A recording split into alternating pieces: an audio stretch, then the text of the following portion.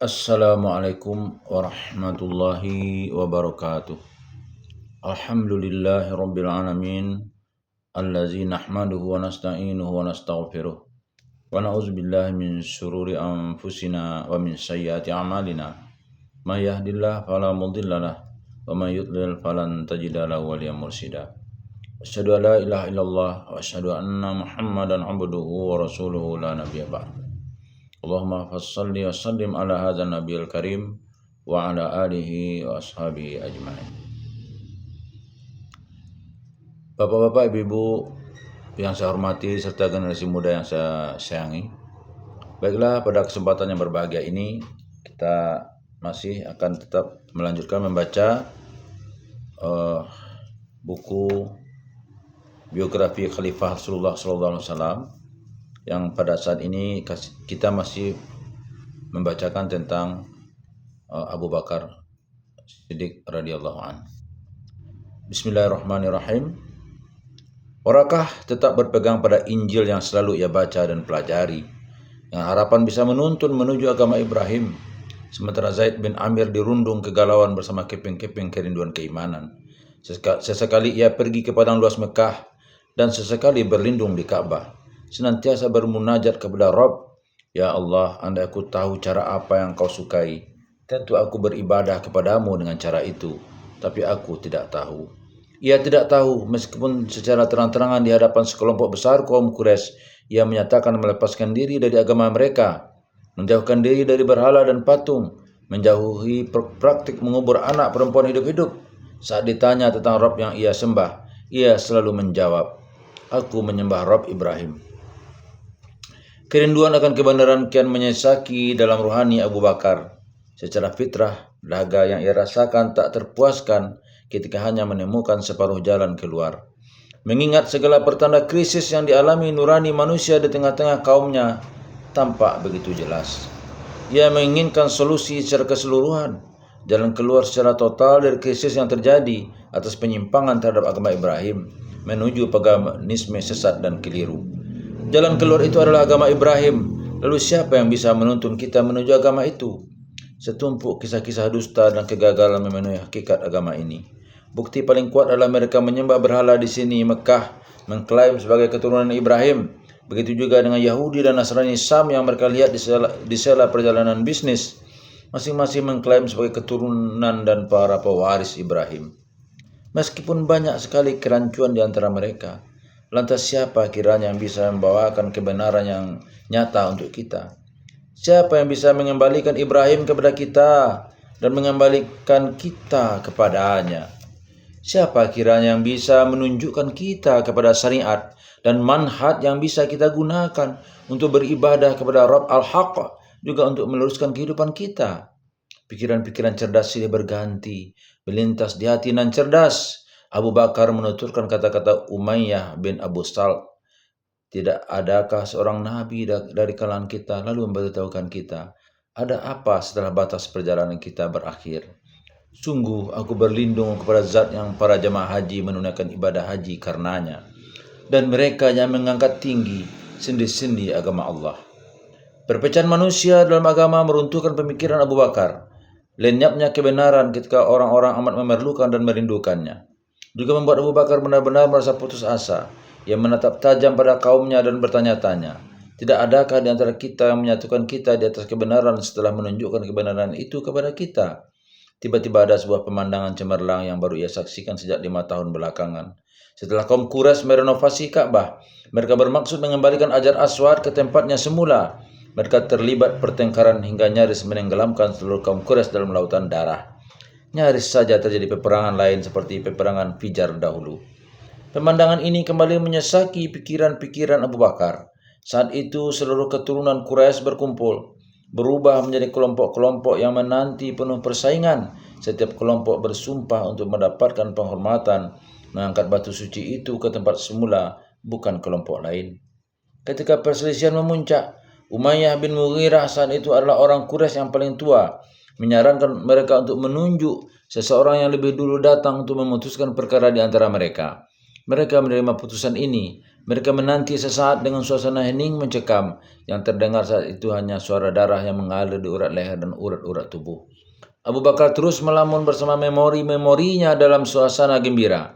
Mereka semua berada di sana, para pemuka Quraisy dan seluruh kabilah Quraisy.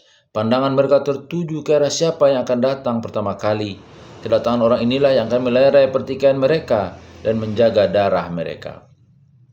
Tiba-tiba mereka mendengar suara ayunan langkah kaki, seakan seruan pertolongan. Napas kian terpacu, yang akan datang kian mendekat. Sang penyelamat kian mendekat. Ternyata dia adalah Muhammad Al-Amin. Belum juga menatap dengan jelas, mereka dengan gembira meneriakkan, dia adalah Al-Amin Muhammad. Dia adalah sebaik-baik pemutus perkara. Abu Bakar berbicara tidak jelas. Memori-memori kian menerangi pikirannya.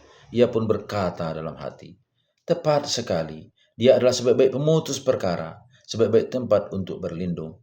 Setelah mendengarkan pemicu pertikaian di antara kaum Quraisy ini, beliau langsung berkata, bawa kemari sehelai kain. Mereka kemudian menyerahkan sehelai kain kepadanya. Ia letakkan hajar aswad di tengah-tengahnya, lalu mengatakan, setiap kabilah silakan memegang ujung kain. Setelah itu angkatlah batu ini secara bersama-sama. Mereka semua menerima keputusan ini, hingga setelah hajar berada di dekat tempatnya. Muhammad mengambil batu tersebut dengan tangannya sendiri, lalu ia letakkan di tempatnya. Sebuah gejolak yang nyaris membawa mudarat dan petaka akhirnya berujung dengan kebahagiaan. Abu Bakar kembali bertanya pada diri sendiri. Dia Muhammad mengembalikan kesadaran kaum Quraisy, melerai pertikaian untuk kedua kalinya, dan menjelaskan kebenaran yang mereka perselisihkan. Sosok yang menyadarkan kaum Quraisy dan bersamanya. Mereka kembali selamat dan meniti petunjuk. Lelaki yang memberikan kedamaian, keyakinan, dan akal. Sama seperti yang Muhammad berikan pada mereka kala pertikaian tentang Hajar Aswad akan melenyapkan mereka dalam peperangan gila. Memori-memori kebahagiaan dan prediksi-prediksi yang sekian lama telah ia dengarkan dari Qus, Zaid, dan Waraqah bin Naufal kini semakin menumpuk. Juga memori-memori milik generasi sebelumnya yang ia hafal, seperti Umayyah bin Abu Salt, Amir bin Zarb, dan Mutalammis bin Umayyah. Pemandangan tiada duanya itu kian dekat dan semakin besar hingga memenuhi layar. Pemandangan Qus bin Sa'idah kala berdiri di hadapan khalayak ramai dengan membentangkan kedua siku ke langit. Bak Panji seraya mengatakan, Qus bersumpah kepada Rabbnya, takdir itu akan tiba juga waktunya. Abu Bakar melepaskan kepergian pawai memori-memori indah. Seraya bergumam tidak jelas, ia mengatakan, benar kata Ibnu Sa'idah, takdir itu akan tiba juga waktunya. Asal dia yang bilang berarti itu benar. Hari-hari berlalu melipat segala kerinduan orang-orang yang percaya atau merasa bahwa mereka di atas janji besar bersama hal gaib. Abu Bakar menanti dengan sabar hingga Allah mendatangkan putusannya. Abu Bakar kembali pada rutinitas dan perdagangan seperti biasa. Ketika tiba waktunya untuk menempuh perjalanan baru menuju Syam, ia maju kendaraan bersama kafilah pedagang yang ikut bersamanya, mengarah menuju negeri nun jauh demi mencari rezeki dan keuntungan halal. Di Syam, Abu Bakar menemukan iklim rohani yang tidak jauh berbeda dengan iklim rohani kaumnya. Ada banyak sekali agama, orang-orang bingung tak tahu arah. Sekelompok kecil orang yang beriman membolak-balikkan wajah ke langit dengan harapan pasti, menatapkan pandangan ke berbagai penjuru bumi, seakan ingin melihat dari kawasan mana kiranya sosok pemberi peringatan yang dinantikan itu akan datang. Di Syam, Abu Bakar mengalami kondisi seperti di Mekah. Belum juga menuntaskan pekerjaan bersama rekan-rekan pedagang seprofesi, Abu Bakar bergegas menghampiri sejumlah pendeta dan rahib. Ia mengenali mereka di tengah perjalanan yang ia lalui. Sikap jemu mereka terhadap kebatilan dan keraguan yang dianut banyak orang. Abu Bakar merasa senang berteman dengan para pendeta dan rahib, menerima pencarian kebenaran yang mereka lakukan juga penantian kabar gembira dari Allah yang akan tiba. Dari para pendeta dan rahib di Syam inilah Abu Bakar mendengar tutur kata lembut yang memprediksikan kedatangan Rasulullah SAW seperti yang ia dengar di Mekah melalui penuturan Waraqah bin Naufal dan teman-temannya. Kali ini Abu Bakar sering menemui orang-orang saleh dari kalangan pendeta Syam dengan intensitas lebih dari yang sebelum-sebelumnya. Hati Abu Bakar saat itu tentu saja lebih mendidih daripada sebelum-sebelumnya karena perasaan rindu yang akan tumbuh mendekati fajar yang tak lama lagi akan terbit. Abu Bakar menantikan kedatangan Rasul berikutnya dengan rasa cinta dan menguasai diri. Bukan karena dia semata yang akan mendapat petunjuk menuju kebenaran melalui Rasul tersebut, tapi karena seluruh umat manusia akan mendapat petunjuk dan sadar dari kelalaian. Abu Bakar yang begitu taat, pencinta yang begitu mengasihi, menginginkan kehidupan yang baik untuk siapapun. Hatinya yang cerdas bersih keinginan meluap untuk memberikan kebaikan kepada umat manusia. Kebaikan yang mereka perlukan bukan kekayaan yang ia miliki. Ketika memiliki harta dan wibawa, keduanya ia infakkan tanpa perhitungan.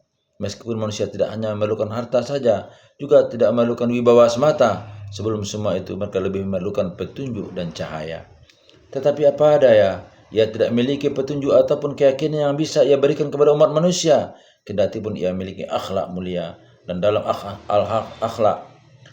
akhlak ia memang contoh dan tauladan luhur. Hanya saja ia dan juga yang lain belum memiliki petunjuk agung, mengenali hakikat, mengenali rahasia terbesar yang meliputi kehidupan dan yang menggerakkan alam raya. Intinya satu kata, Allah.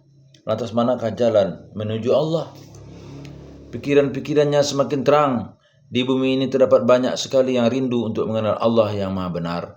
Di Syam, Mekah, dan di berbagai negeri Allah yang luas, banyak di antara mereka tidak bisa tidur karena rindu ingin mengenal Allah. Hati banyak orang menginginkan cahaya itu muncul, menantikan kalimat Allah muncul menerangi mereka tanpa diduga-duga. Atau Allah telah meninggalkan hamba-hambanya ini? Apakah Allah membiarkan mereka bingung tak tentu arah, padahal mereka telah membentangkan harapan kepadanya? Tentu saja tidak. Allah terlalu penyayang untuk menjauhi mereka yang memohon sepenuh hati untuk mengenalnya. Jadi petunjuk itu pasti datang. Tak lama lagi akan muncul seseorang dengan benar mengatakan kepada semua orang, sesungguhnya aku adalah utusan Allah kepadamu. As-Saff ayat 6. Namun dari mana gerangannya datang Rasul ini? Mereka yang memiliki pengetahuan bersumber dari kitab di Syam dan Mekah hampir sepakat bahwa Rasul yang dinantikan itu akan muncul ke dunia dari sana, dari tempat di mana Ibrahim mengangkat pondasi-pondasi Baitullah, dari Mekah, tempat Ka'bah yang agung.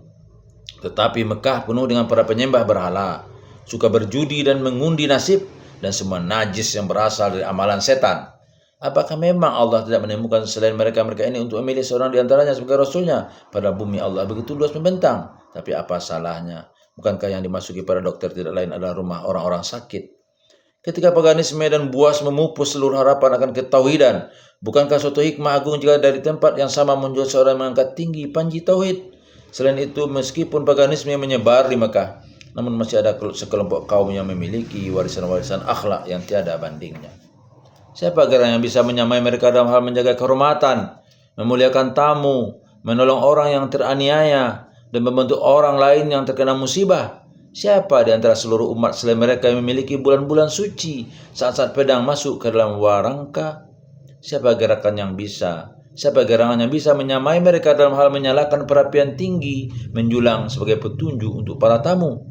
Siapa gerangan yang bisa menyamai mereka kalau seorang tuan bilang pada budaknya, jika kamu bisa mendatangkan seorang tamu, kamu merdeka?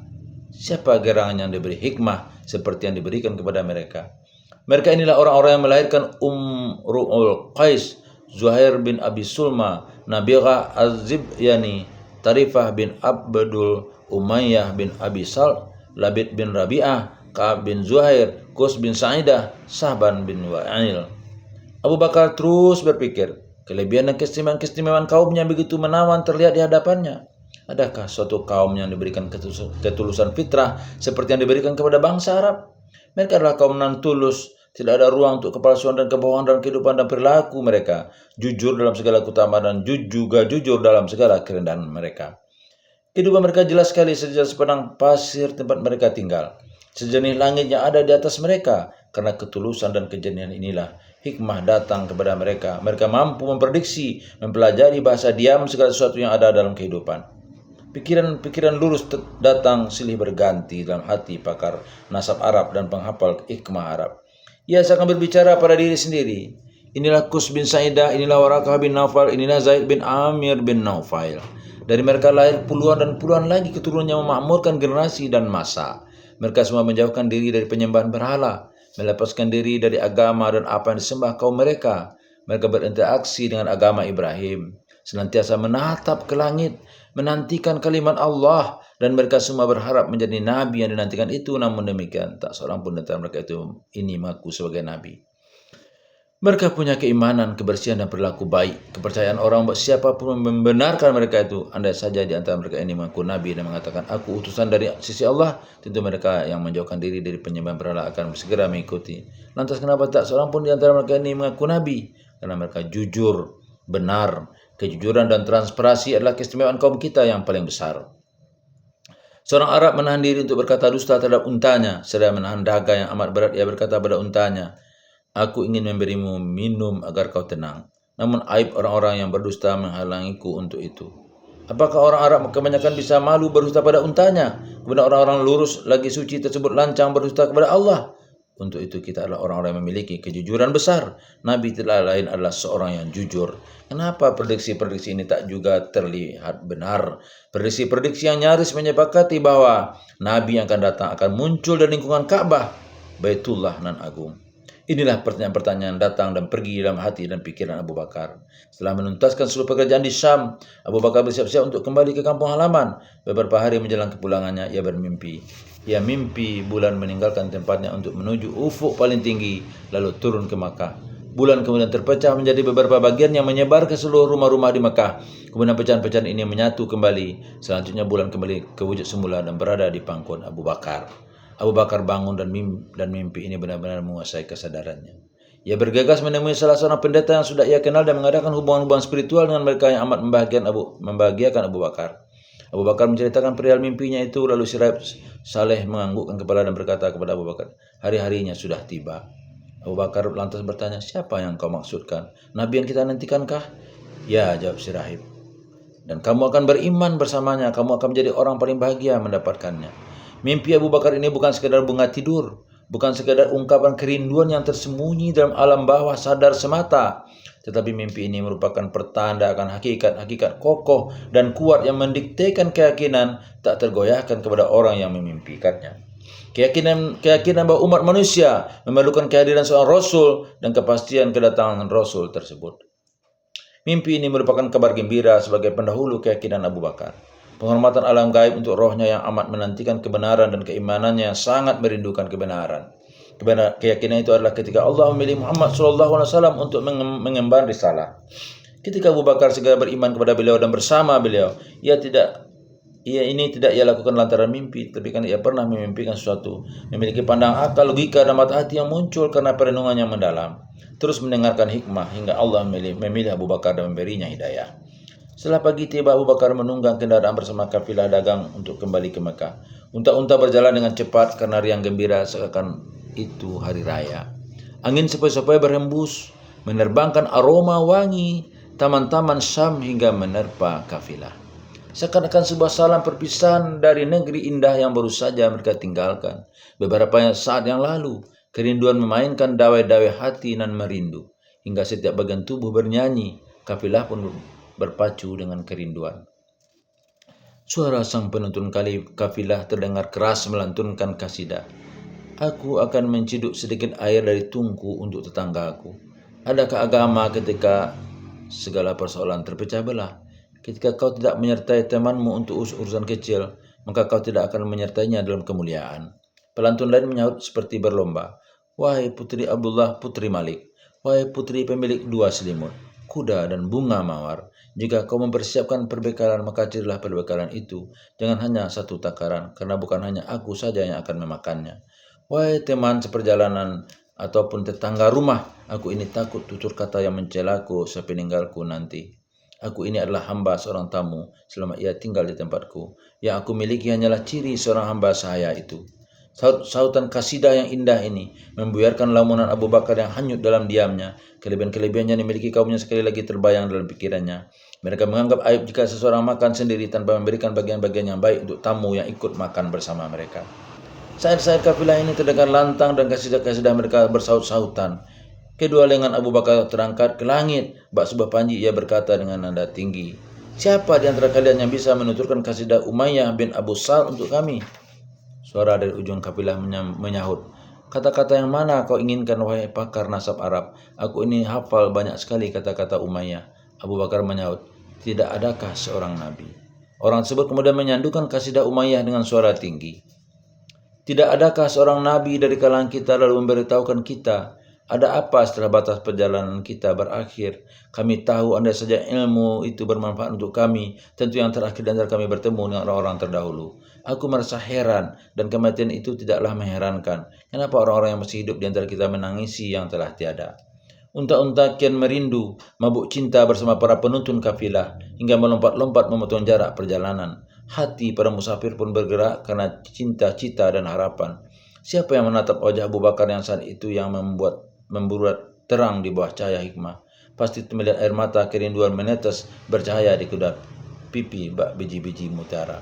Si pelantun meneruskan kasidah Umayyah. Ya Rob, jangan pernah kau menjadikanku orang musyrik, dan buatkanlah hamparan hati ini beriman sepanjang masa. Sungguh aku berlindung kepada zat yang para jemaah haji menunaikan ibadah haji karenanya, dan mereka yang mengangkat tinggi sendi-sendi agama Allah, mereka berserah diri kepadanya kala menunaikan ibadah haji. Mereka tidak ingin mencari apapun sebagai pengganti pahala Allah. Kafilah terus berjalan menuju tujuan.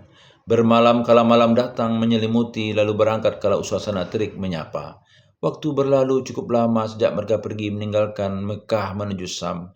Lantas apa saja gerangan yang terjadi di sana? Perjalanan kian jauh dilalui. Syam semakin jauh dan menjauh. Mekah datang menghampiri dengan cepat. Akhirnya dataran-dataran tinggi Mekah mulai terlihat. Aroma harum keluarga mulai tercium.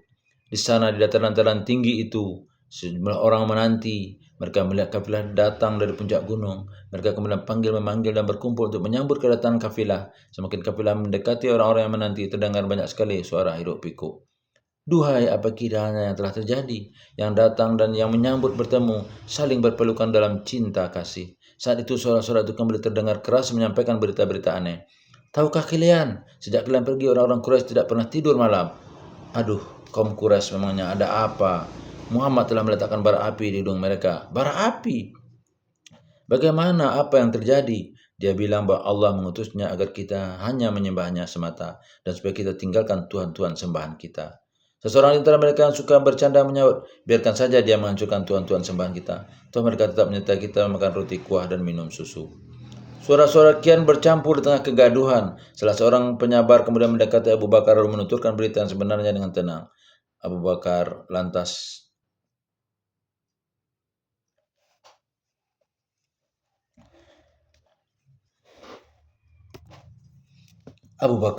meneteskan air mata bahagia. Saat memasuki pintu masuk Mekah, kafilah disambut sekelompok kecil di mana Abu Jahal, Amir bin Hisham berada di barisan depan. Mereka semua berdekapan. Abu Jahal mulai menuturkan kisah. Apa mereka sudah bercerita kepadamu, wahai Atiq? Sebelum masuk Islam, Abu Bakar dipanggil Atiq. Maksudmu Muhammad Al-Amin? Sahut Abu Bakar, ya. Anak yatim Bani Abdul Muttalib itulah yang kumaksud, kata Abu Jahal. Dialog singkat terjadi di antara keduanya. Apa kau mendengar apa yang ia katakan, hai Amir bin Hisham? Tanya Abu Bakar. Ya, aku mendengarnya. Semua orang juga mendengar, jawab Abu Jahal. Apa katanya? Ia berkata bahwa di langit ada Rob. Rob mengutusnya kepada kita agar kita menyembahnya dan kita tinggalkan apa yang disembah oleh nenek moyang kita. Apa dia mengatakan Allah memberinya wahyu? Ya, jawab Abu Jahal. Apa dia tidak mengatakan bagaimana Rob berbicara dengannya? Jibril mendatanginya di Gua Hira, tutup Abu Jahal. Wajah Abu Bakar berseri-seri membuat terang seperti mentari bersinar terang. Lalu dengan tenang ia berkata, jika dia bilang begitu berarti dia benar.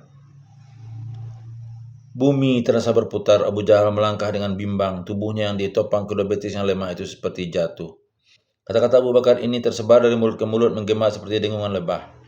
Abu Bakar bergegas pulang untuk melihat keluarganya mengibaskan debu-debu setelah menempuh perjalanan panjang. Setelah itu Allah menuntaskan urusan yang pasti akan terjadi. Sejenak kita beri kesempatan pada Abu Bakar bersama keluarganya. Kemudian kita akan meneruskan perjalanan bersama pawai Abu Bakar saat lagi. Dan kita akan bertemu dengannya di hadapan Rasulullah SAW. Kita akan menghabiskan sebagian waktu bersama kata-katanya dan tiada duanya. Jika dia mengatakan seperti itu berarti dia benar.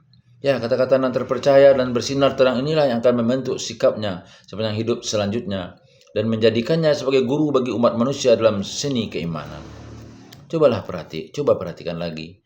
Masalah risalah bukan hal baru bagi Abu Bakar. Dengan segenap kecerdasan fitrah dan logika yang dimilikinya, Abu Bakar berkali-kali memberikan pandangan tepat terkait permasalahan ini. Dan pada akhirnya Allah tidak akan biarkan hamba-hambanya bingung tak tentu arah. Dengan segenap kecerdasan, fitrah dan logika yang dimilikinya, Abu Bakar tahu betul perihal orang. Bertahun-tahun Abu Bakar berdampingan dengan Muhammad SAW. Melihat contoh nyata manusia sempurna dalam sosok beliau. Belum juga ia mendengar sebuah berita besar. Imannya dan cerdas itu sudah siap untuk menjalankan peran seketika itu juga. Permasalahan Abu Bakar bukanlah kemungkinan benar atau dusta, tapi tercermin dalam pertanyaan berikut. Benarkah Muhammad mengatakan seperti yang dibicarakan orang? Jika dia mengatakan seperti itu, berarti dia benar. Siapa saja boleh mengecek, meneliti, ragu, dan mencermati, namun tidak demikian dengan Abu Bakar. Muhammad cukup berbicara menunjukkan satu kata. Muhammad cukup menggerakkan lisan menunjukkan suatu perkataan. Dan muncullah kejujuran tanpa banding. Muncullah keyakinan puncak yang tak dapat digapai keyakinan manapun.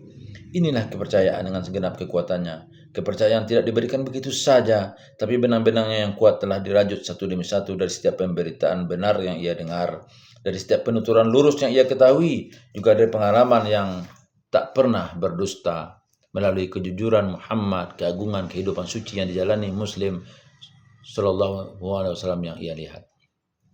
Muhammad, sebuah nama yang amat suci dan begitu agung pemilik nama ini. 40 tahun ia lalui di tengah-tengah khalayak ramai sebelum tibanya hari itu. Sebelum tibanya hari ini, hari ketika ia dipilih untuk menyampaikan kalimat Allah. 40 tahun penuh. Selama itu ia tidak pernah mengkhianati satu amanah pun, tak pernah memalsukan meski satu kata pun, tak pernah sekalipun berdusta meski bercanda. Kesucian tidak membuatnya berbuat dan berpikir tergesa-gesa. Kehormatan diri tidak membuatnya melakukan hal-hal hina. Ia selalu terlihat sebagai sosok agung dan setara dengan setiap orang agung. Sejak kecil, teman-teman sebaya sering mengajak bermain dan bercanda. Namun ia palingkan perasaan dari teman-temannya seraya berkata, "Aku tidak diciptakan untuk itu." Sampai menginjak usia remaja, ia penuhi jalan-jalanan Mekah dengan aroma harum dan kesucian. Namanya menjadi buah bibir setiap lisan. Orang-orang Quraisy tak pernah bercanda, berbasa-basi ataupun lebih mengutamakan diri di hadapannya, kalau mereka semua sepakat memberikan julukan Al-Amin padanya. Justru sikap Quraisy ini semakin mendongkrak derajatnya. Dijadikan kebanggaan terhadap kabilah-kabilah Arab di sekitar karena sesuatu yang membuat tingkah amanah dalam dirinya mencapai tingkat puncak meski dalam usia yang masih terbilang muda. Bukan hanya amanah terkait harta semata, bukan pula terkait barang titipan saja, tapi amanah terhadap seluruh nilai, teladan dan apapun yang ada dalam kehidupan. Sekarang Muhammad berdusta, kehidupan yang tegak berdiri di atas kejujuran mutlak itu seketika berubah menjadi kebohongan besar. Mengaku menjadi rasul dan berdusta terhadap Allah. Muhammad yang selalu bertobat kembali kepada Allah, khusyuk, menghibah, taat, terpercaya dan suci itu berdusta terhadap Allah? Sama sekali tidak. Sejak kapan ada orang lurus dan ahli ibadah di tengah-tengah kaumnya berdusta kepada Allah? Apakah di balik pengakuan sebagai rasul ada keuntungan yang menghiasi dirinya sehingga banyak orang yang berdatangan menghampiri? Bukankah Muhammad SAW melihat sendiri bagaimana kaum Quraisy berteriak di depan wajah Zaid bin Amir bin Nufail meski ia sudah tua renta dan mentari usianya hampir terbenam, meski ia tidak membawa agama baru dan tidak meletakkan cangkul di atas sembahan-sembahan dan berhala-berhala mereka. Dan sebagaimana kiranya ketika seorang rasul seperti Muhammad SAW datang menyampaikan risalah dan mengatakan kepada semua orang, tinggalkanlah berhala-berhala karena semua itu sesat. Sembahlah Allah yang Maha Hidup yang tidak pernah berhenti mengurus makhluk. Adakah pertaruhan dengan risiko sebesar ini? Benarkah orang berakal memilih pertaruhan ini sebagai hiburan dan kesombongan? Ataukah itu sebagai risalah yang mengharuskan kepada si pemilik risalah dan keimanan sejati yang memberikan beban yang tak dapat dielakkan oleh siapa yang terpilih untuk mengemban beban itu?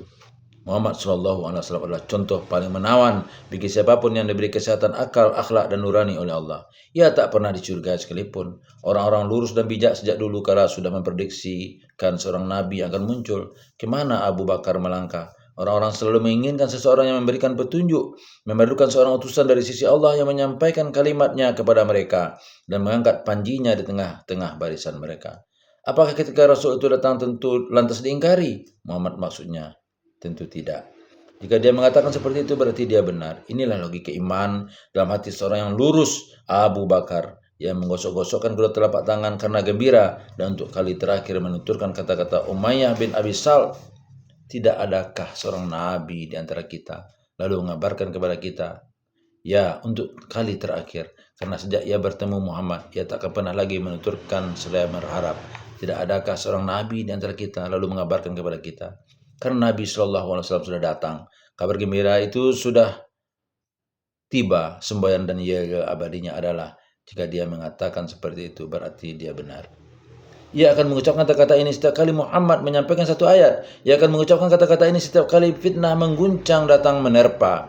Ia akan mengucapkan kata-kata ini setiap kali kekalahan telah menimpa. Ia akan mengucapkan kata-kata ini hingga Allah memuji dan menyebutnya sebagai satu dari dua orang dan as-siddiq. Selanjutnya mari kita kembali kepada Abu Bakar. Kita dampingi langkahnya yang diberkahi dalam langkah menuju Rasulullah SAW untuk menyaksikan pertemuan pertama antara Rasulullah SAW dan as-siddiq. Abu Bakar pergi meninggalkan rumah menuju kediaman Rasulullah SAW berpacu dengan segala kerinduan di dalam diri.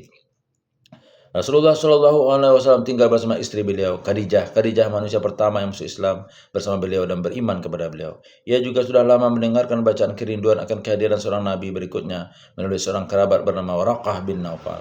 Khadijah mengenal Muhammad sebagai partner dalam perdagangan. Setelah itu ia mengenalnya sebagai sosok suami. Belum pernah Khadijah melihat perilaku yang lebih bersih, hati yang lebih lapang, akal yang lebih kuat, kejujuran yang lebih agung dari yang ia lihat dari sosok Muhammad. Oleh sebab itu, belum juga Rasulullah SAW selesai menuturkan nikmat wahyu yang Allah karuniakan kepadanya. Khadijah dengan sepenuh keyakinan langsung mengatakan, engkau benar. Berdasarkan ilmu, Allah memilih Khadijah sebagai pendamping hidup Rasulnya, sehingga wahyu turun kepada beliau dengan keluhuran, beban berat, dan wibawanya. Saat itu ada seorang pemuda kurus bersama Rasulullah SAW dan istri beliau. Dia adalah Ali bin Abi Thalib radhiyallahu an. Rasulullah SAW sejak lama sudah mengajak Ali tinggal bersama sejak pamannya mengalami kesulitan hidup. Begitu wahyu datang, si pemuda ini segera beriman. Abu Bakar mengetuk pintu dan memanggil. Kebagian hidup secara keseluruhan bersinar terang menerangi kehidupan Rasulullah SAW. Beliau kemudian berkata kepada Khadijah, dia itu Atik, wahai Khadijah. Rasulullah SAW segera menemui sahabatnya ini. Terjadilah dialog di antara keduanya dengan cepat, secepat cahaya dan sejernih air. Abu Bakar bertanya, apa benar yang dikatakan orang-orang kepada saya, hai orang Arab? Apa yang mereka katakan kepadamu? Allah mengutusmu kepada kami agar kami menyembahnya dan tidak menyekutukannya dengan apapun, kata Abu Bakar. Lalu apa tanggapanmu, hai Atik? Tanya beliau. Aku katakan pada mereka, jika dia mengatakan seperti itu berarti dia benar, jawab Abu Bakar. Air mata bahagia dan syukur Rasulullah SAW bercucuran. Beliau merangkul dan mencium kening sahabat beliau ini. Beliau kemudian meneruskan kisah bagaimana wahyu datang kepada beliau saat berada di Gua Hira. Wahyu menuturkan kepada beliau, bacalah dengan menyebut nama Tuhanmu yang menciptakan. Dia telah menciptakan manusia dari segumpal darah. Bacalah, dan Tuhanmu lah yang maha mulia, yang mengajar manusia dengan pena.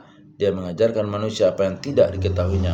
Al-Alaq 1-5. Abu Bakar menundukkan kepala dengan khusyuk dan takwa sebagai penghormatan bagi panji Allah yang ia lihat tegak menjulang di depannya yang tercermin dari ayat-ayat yang diturunkan ini. Setelah itu Abu Bakar mengangkat kepala, kedua tangannya memegang erat tangan kanan Rasulullah SAW lalu berkata, aku bersaksi bahwa kau benar dan terpercaya. Aku bersaksi bahwa tiada ilah yang berhak diibadahi dengan sebenarnya selain Allah, dan aku bersaksi bahwa engkau utusan Allah. Baik, untuk sementara itu yang kita bacakan. InsyaAllah kita akan lanjutkan lagi masih tentang seputar Abu Bakar. Semoga apa yang kita bacakan ini ada manfaatnya. Bila taufiq wa hidayah. Assalamualaikum warahmatullahi wabarakatuh.